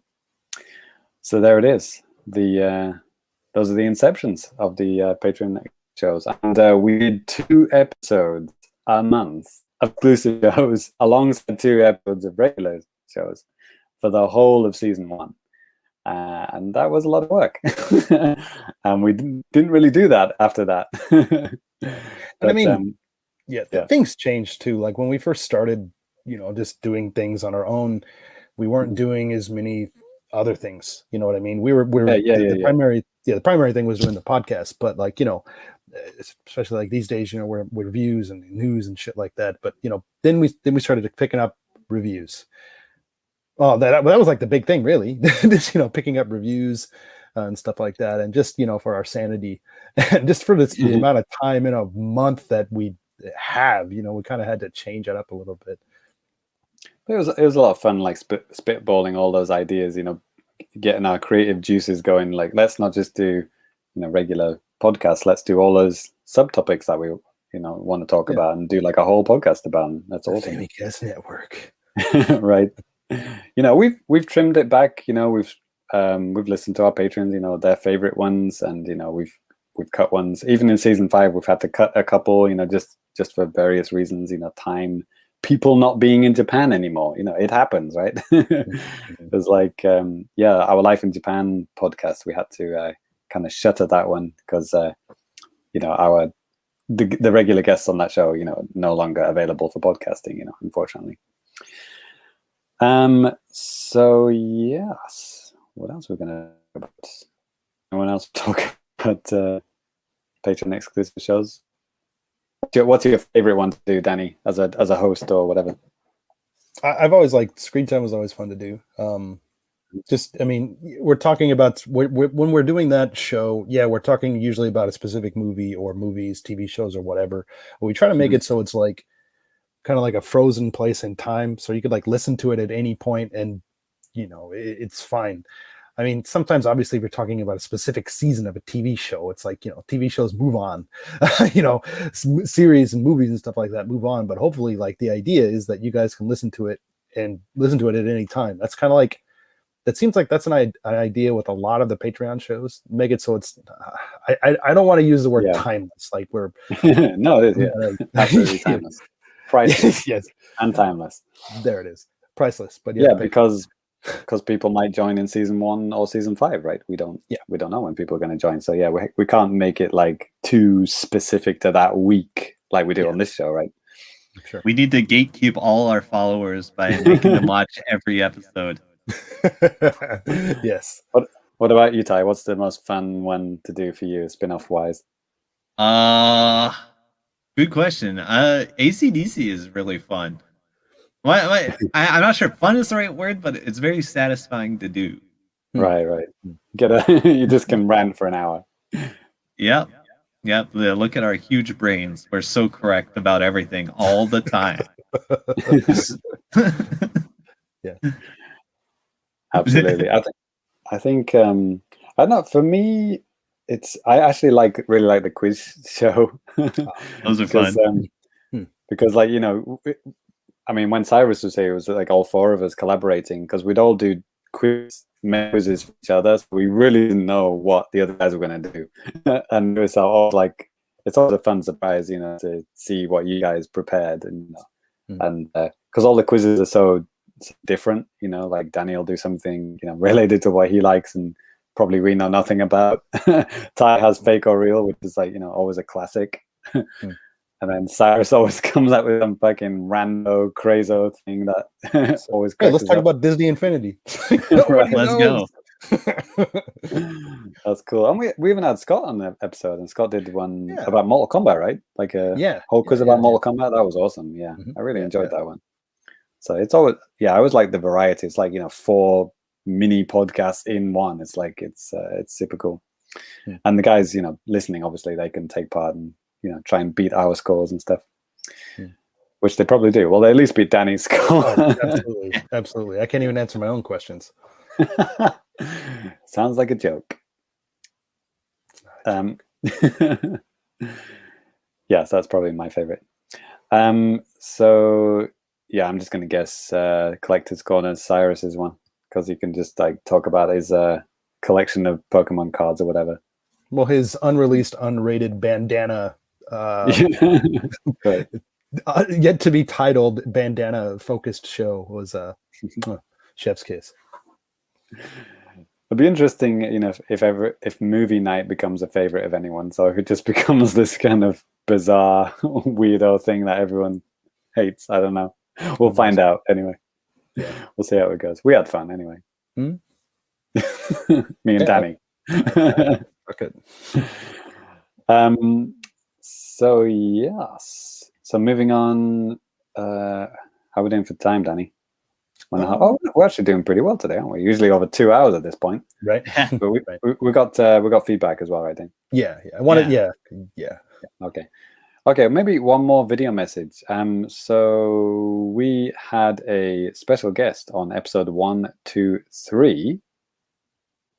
It's Niko Vilek. He was on an episode called 4K Ready Satellaview, and in case you don't remember, he was kind of, I don't know, trending, I guess, or at one point, because he'd recreated all of the not all of them. I can't remember. Super Famicom game, or like a lot of the Super Famicom title screens, right? That he's done like remasters of those, PlayStation logos, Game Boy, N64, all sorts of stuff. He does artwork for Scott the Woz, like the YouTuber. Yeah. Like Niko's professional. He's professional. He does really good work. So he just made a nice little short message for us here. So we're going to play now. Niko, better known as What Up Niko on the internet, and I would like to wish the Famicast a happy 10-year anniversary. Otanjoubi omedetou gozaimasu. Nihongo jouzu desu ne. Nice. Very nice. Yeah. Thank you, sir. Thank you, sir, Niko. Yeah, if you want to listen to his episode 1, 2, 3. So, we always like to talk about at least one TGS, right? So maybe we'll talk about TGS 2018, which is our second TGS that we did solo. So yes, and this, I think the one that the big game that stands out for this one is the video of Yokai Watch 4, which I illegally took on the show floor. They allowed it, man. Like, you didn't do anything. Yeah. At the time, they said fine. But then later, no one else was allowed to do it. So it somehow became this exclusive video. And is it up there in our top 5 most watched? Or it is our most, it is our most viewed video. Like, that video got like 28,000 views in like one day. Like, that's nuts. And it turned out to be a fucking mediocre game in the end, right? Yeah, like it's disappointing. Like it looks really good. Like the game itself actually looks good visually, but that you can tell that the Switch was just kind of underpowered for what they were trying to do. So yeah, we had Yokai Watch 4 hands-on, Umehara Kawase Fresh, Inazuma 11, and what else would you do? Oh, Monster Boy, yeah, I remember that. Oh, this one, they had a really good indie presence in this one, didn't they? Like Nintendo did. I can't remember if this was the one that was sponsored by Sony or Nintendo or both. Maybe both. Yeah, good question. Yeah, I think at first it was Sony, but then maybe Nintendo contributed later. Yeah, but they had a lot, like pretty much the indie booth was like mostly Nintendo stuff and a bit of PlayStation in there as well. So there was a lot of Switch stuff to play. Monster Boy and the Cursed Kingdom, Leaf's Adventure, Renane, and Minoria. Yeah, I remember the Minoria one did really well as well. I had no idea about that game, but people seem to love it. Yeah, for some reason. Right. Famichatting. So Mhm. what Ty played probably shows up in this if he did play stuff. Oh yeah, Oh, no. just going through like the different booths and stuff like that, like where we were, what we played. Yeah. Oh no! Oh my! I can't. Oh, did Ty not go to this one? I thought Ty did. He probably went. Just Yeah. I mean, talk about him like he's not there. He probably Yeah. went. I mean, Ty, did you go you to this? I thought. I think so. Yeah. Oh yeah, you did. You did. Yeah. There it is. So Ninja Warriors once again. There you go. That's a good one. I'm seeing Michael, our intern. Yeah, I guess we should mention Michael, our intern. He hasn't been on the show as like a voice, but he's contributed to these family chattings where he goes to TGS, on the not on the Famicast dime because we don't pay for the tickets, but he goes as a Famicast staff member, I guess. Right. And he played games and he does family chatting. And he's reviewed a lot of games for us as well. Yeah. If you search for Michael on our website, you'll see all the games that he's reviewed. So he's been a big silent contributor, I guess. Yeah. Or if you just click like the reviews section and scroll past some of my garbage, you'll see some stuff that might be worth reading. Yeah. Holy shit, there were a lot of games in this TGS. Holy shit. Yeah. Shovel Knight Showdown, good one. Yeah. What else have we got here? Sublevel Zero, Descent. Yeah, basically Descent. I think Ty ended up playing that later, didn't you, Ty? I did, yeah. There might be some footage from me on our YouTube channel, ? Yeah, I think so. I think you're right. I don't remember these ones. Yeah, definitely remember Shovel Knight Showdown. That was good fun. King of Cards, obviously. We've since played that. Dragon Marked for Death. Danny played that. Yeah, I vaguely remember that. I vaguely remember a lot of these things. Lamalana 2. Yeah, Michael's a huge fan of the Lamalana games. So he was super excited about that one. He was trying to get the deets on the English version, which came out like maybe 3 years after this TGS. Right. Yeah. Yokai Watch, me and Danny played that. What's this one? Crystal Crisis Ikaruga. You know about that one? Maybe a new indie game coming out soon, maybe. Blade Strangers. I think I played that because Ty said I should. That's a fighting game, right? That's right. It's a crossover fighting game. Oh, with Shovel Knight in. Yeah. Yes. Oh, yeah. I remember that one now. That was good fun. Looks great. Monster Boy in the Cursed Kingdom. What else have we got? Umihara. Danny, you played. Oh, you did the full impressions of Umihara Kawase. Yeah, like actually, I ended up buying that. What's that?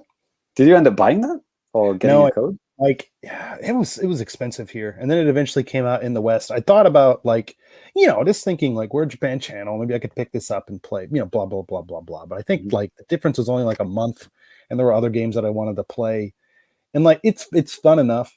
But I was like, whatever. I even had a chance. I could have went to like their offices like after. Yeah, I remember that. Yeah.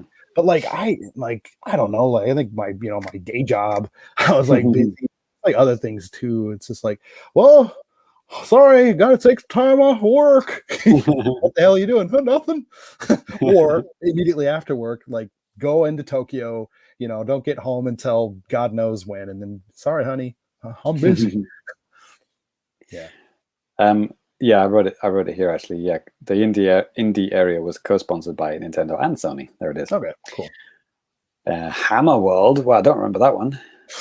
Yeah. I don't remember any of these, to be honest. Yeah. Fight Night. Yeah, I remember that one. Is that still not out, Ty? I don't think so, but I might be wrong. Wow. Yeah, I played that TGS, played that Bit Summit, maybe 2 TGSs and a Bit Summit, and it's still not out. Battle Princess Madeline. I think Ty, you ended up getting that, didn't you? Yeah, I think so. Yeah. How did I get that? I think I got it on sale. Actually, I think I bought it. Nice. Renane. Yeah, actually, you should probably listen to the podcast about TGS. What number was that one? Famicast 134 called Too Many Games Show 2018. Yeah, I'll tell you about the story about how I met the developers of Renane. It's pretty funny. Yeah. So holy shit. Oh, There you go, Danny. Otokomizu. I actually played it before you. You ended up buying it. Yeah. Well, that was Totally forgot about that.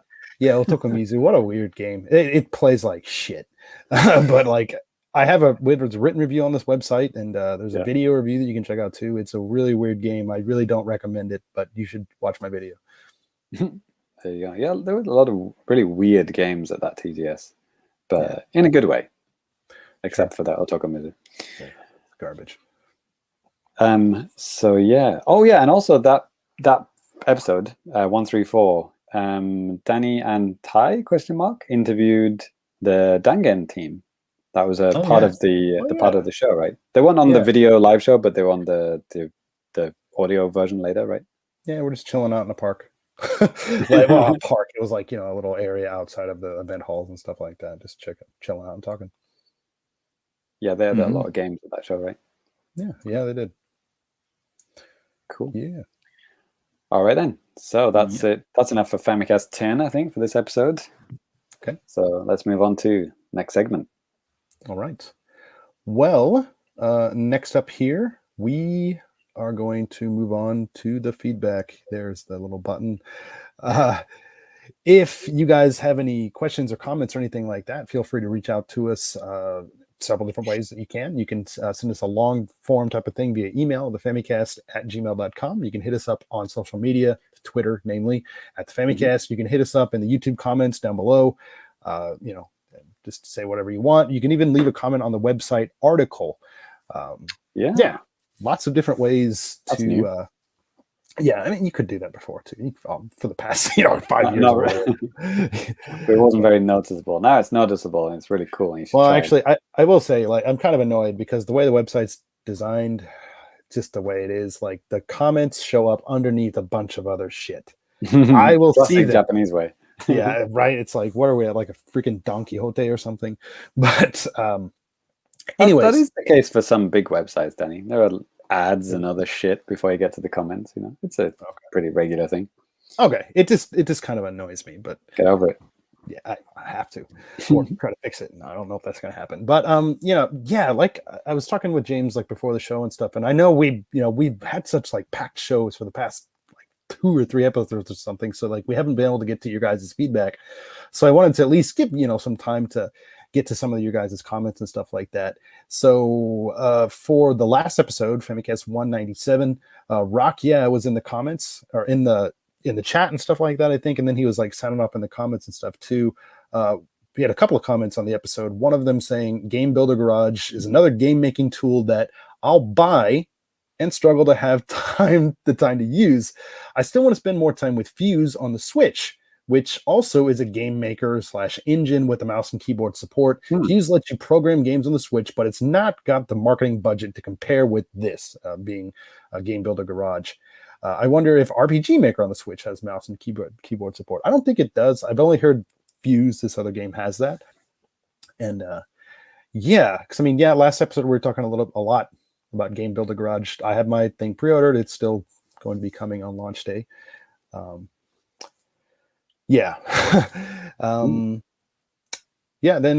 Rocket had another comment too. He said, hey, now I'm imagining a Mario Kart live track on a convention floor, because James was talking about the Mario Kart Live in the last episode of the show. Remember the home circuit? I do remember that home circuit. There it is. Scott Popular also sounded off on he sounded off in like the live chat and stuff like that. Oh, Scott Popular? Wait, what? Yeah, like last episode, we had John on and he talked about something. Oh, yeah. Hey, do you know Scott Popular? And you're like, yo, that's my boy, dog. Yeah. And then Scott, like he sounded off in the regular comments too. He said, hey, good job, guys. Super Cat Drugs. I need my Soul Calibur run back. Yeah, he does. He's going to get whooped. Okay. Yeah. Well, James, do you see anything on Twitter? I'm going to pull up a couple of other things on YouTube, but. Okay. Well, just hey, JD Pawkins from the last episode, John, he says, can I drink and talk about shit about nothing? If so, I'm in. So yeah, he's in for another podcast. No problem. What else we got here? People asking about your Famicom Detective Club, your special physical thing that you got. Looking forward to your thoughts on the game, Danny, from Metal Mike. He's one of our patrons. Can't wait Rich to play it. also. Can't play it one day. Rich, our top patron, he says that looks awesome. So yeah, Ty is saying the baseball game that you just talked about in this episode, the Super Nintendo one. James Allen says that SNES baseball game is right up Danny's street, right? And Ty Then says, I was like, that's what baseball game? wild. What baseball game? There's no baseball game on the Super Famicom or Famicom this month. Crazy talk. Right, there is a cartoon bullshit game. I highly recommend it, actually. Oh yeah, there's a whole bunch of Skyward Sword items, and Breath of the Wild stuff went on the Nintendo Tokyo store, but it's selling out fast, right? Like the My Nintendo Online shop, yeah. And then Metal Mike says, awesome. Sadly, these probably won't be available outside of Japan, but I do look forward to seeing them all reviewed on the What's on Danny's Shelf section of the Famicast. And he says, time to call that Uncle Danny, because they're selling out fast, right? Yeah. Yep. That's all for now, I think. Okay. There's a couple other comments I wanted to kind of talk about a little bit too from the YouTube. I did a Buddy Mission Bond review last month, right? And got a really interesting comment. I'm not going to read it all because it's super long. God bless Peach Stars who actually wrote it out. But basically, he or she had played through the game, but they didn't understand any Japanese really at all. Maybe like some rudimentary things like hiragana, katakana, a few things like that, some grammar points, but basically one thing that they said is that I hardly knew any Japanese. I can read hiragana, katakana, blah, blah, blah. But I thought it might be useful to share my experience on playing the game regardless of the language barrier because of that. And then kind of goes into like using Google Translate on their phone to like, do this type of stuff. And it was really interesting because, when I'm playing that game, I'm playing it, in Japanese and reading it and stuff like that. If there's something I don't know, then, you can look it up or ask my wife, hey, explain this to me like I'm 5 years old. In Japanese, and she will. But yeah, it was interesting to have the perspective of somebody that doesn't have, that has some knowledge of Japanese, but maybe, not like fluent level or something like that. So I went ahead and just pinned that on the review too, because I bet a lot of people might be in that boat. So definitely check out that comment. What's the usernames again? Peach Stars. Peach Stars. What up? Yeah. And then, a couple of other comments too. Like I did like a video like updating Power Pro Baseball 2020, which has a 2021 update. You would think they would like at least change the logo like in the game or something like that, but too much effort. Konami can't be bothered, I guess. Even though they literally changed the title screen and they literally put it like in smaller. It's so stupid. But like I did a video kind of sticker on the box. God. Actually, on the box, like even when I bought it in 2020, it said this is good for the 2020 and 2021 season, that's cool. But so like I kind of broke that down, and people kind of like, hey, thanks for the video and stuff like that. So that's always makes you feel kind of good. A couple of other things, like people complaining about things that we have no control over. Let's kind of leave it at that. Dang. Do we have any Assassin's Creed Cloud Edition? Thankfully, we haven't had any of those for a long time. So you guys tell your friends, tell grandma, and maybe she'll get on that. The last one that I wanted to bring up, this is a really interesting one on the Carrion Shinchan Summer Vacation preview video that I did. That game's coming out in a couple months. We had a comment from Royal Kumar that said, hey, Shinchan anime is very famous in India, where lots of the movies and episodes got dubbed in Hindi. Wow. So he said, I have watched too many Shinchan movies, so I know what we're going to get from this game. Amazing looking visuals. It's kind of nostalgic movies. And also we have Shinchan, his sister Hinamari, his mom, all these things. Yeah, basically really looking forward to it. And that was kind of an interesting bit of this new tidbit. Yeah, that's interesting. Totally didn't know that had been dubbed into Hindi. Yeah. So keep it locked to the Famicast. You're home from Carrion Shinchan in Hindi. Right. Yeah. That's cool. Danny's going to subtitle every episode, put it on our channel. Yes, you got it. No. But if you guys have any other questions or comments and stuff like that, like we said, I even if I don't mention it or we don't mention it here on the show, like we see everything. If those two don't see it, I will see it. So don't worry. But all right. Well, I think that's actually going to do it for the feedback. And James, Yes, how about a that's quick right. update about Patreon Season 5? Patreon Season 5 update. Woo. So yeah, we have started officially Season 5. The movie night episode 1 is the first episode of Season 5. And we've reshuffled our tiers a little bit, and we have new merch. It's all very exciting, and you should be part of it. So actually, Danny or Ty, can you just read through the tiers while I find something? Sure. So just, breaking through this really quickly. If you guys really want to know like a lot more detail about it, I'd say definitely be able to check out patreon.com/Famicast so you can see all this stuff just for $1 a month. If you just want to just support us and be like, hey, good job, guys, pay us $1 a month and you'll be a Fami friend for tier 1. For a nice get, tier 2, this is a tier at $3 a month that gets you access to basically all of our extra content. $3 a month, all the shows, 65 episodes, 65 pieces of content and counting. Yeah, I would say 65 audio shows because we have more than just audio shows, right? We have and then too, we videos have too. we do our Famicast game night like every season, basically, like this 4 seasons variety. And so there's a lot of stuff that we try to do with you guys. Yeah, you need to get in on the $3 tier. Otherwise, there's no point. You're gonna get all the good shit with $3. Yeah. Well, you can get some early access to stuff like that we do too, and and Discord. Discord is only $1 if you just want to be on Discord. And, the special, the nice channel, the nice channel, not the losers, the riffraff channel. Or hi guys. Yeah, the secret Illuminati chat, as Ty likes to call it. Yeah, you have to pay us $1 for that one. Yes. And then tier 3, I'll talk about this one. So for $10 a month, this is a new thing. So listen up. If you're already on the $10 tier, you're getting this, okay? You can choose one piece of merch. Okay, this is our new merch. Okay, so you can choose from the following. Hold on, I've just opened up our new store. Or is it here? So we have 4 new things. We have the Fami glass. We have a pint glass, a beer glass with our lovely microphone logo and the text logo in black on a clear glass. You can choose the Famicast 10 years t-shirt, which has got the kind of Famicom style stripe and yellow text on, and you can choose a variety of colors, but brown is kind of recommended. Kind of got that kind of cool 70s retro vibe to it.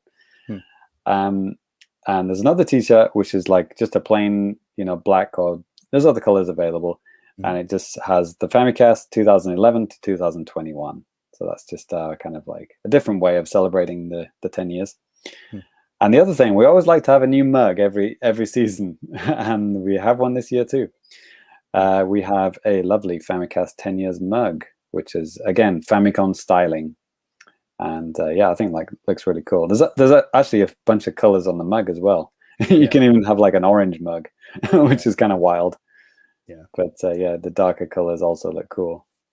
I will say that I actually went ahead and ordered some stuff for myself because I don't think I ordered any. Like right now, I'm wearing our Famicast, like the first Famicast shirt that we ever had that we made back in 2018, and I felt it was kind of time for a refresh. So I ordered the new, like the retro one. I ordered 2 beer glasses. Of course you did. Yeah, and I think I'm trying to remember.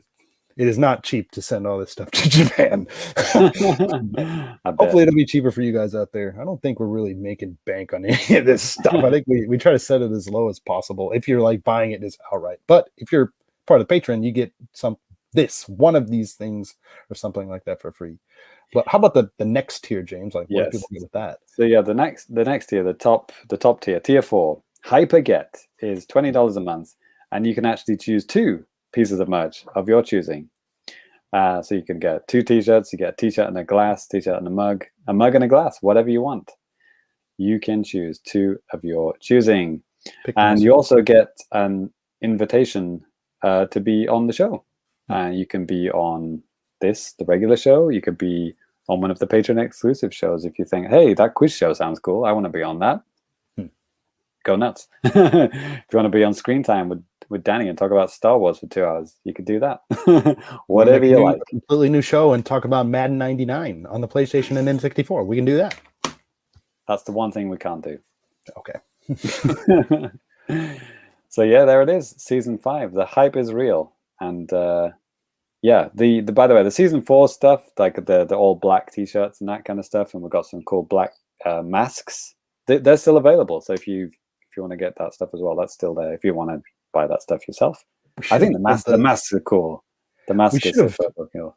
We should be pulling. This is kind of like a thinking out loud thing that you guys aren't supposed to hear, but you definitely should. We should make it limited edition so more people will give us their money. Yeah. We should just cancel. Yeah. The year of Famicast is over. So is all our merch. I take it back. We're going to cancel all the season 4 merch next week. Yeah, so the masks will be gone forever. And for whatever reason, production costs have skyrocketed. It's like $100 a t-shirt now, but last chance, guys. Absolutely. Yeah, we'll think about that. Yes. So yeah, season 5, it's hype. We've got all the usual shows are back. We've got game nights are back. The Games That Made Us is back. We've got movie night, and the other regular Screen Time as well as the movie night as well. It's all hype. Ty's fighting game, Champion Edition, it's back. ACDC, it's back. Everything's back. It's awesome. Here. So yeah, if you've been thinking about it for a long time, don't worry about it. You got 65 exclusive episodes to get through, man. You'll more than make your money's worth. Take you a good weekend or something, but yeah. Right. Cool. All right then, Danny. Time to wrap it up, I guess. Yep. So yeah, that is going to actually do it for the Famicast 198. So we're gonna go ahead and get our Twitter handles out, and we're gonna go ahead and get out of here. If you want to follow me, you can follow me at DannyBiv, DANNYBIV. James, where can they find you? At Famicomplicated. Please do enjoy. Ty. At Super Cat Drugs. There it is. Ask me about cursed video games. Yeah. We've heard enough about Dead by Daylight. Thanks very much. Oh, you should retweet my iceberg meme. Already have. Oh, right. I was just checking that out earlier. Yeah.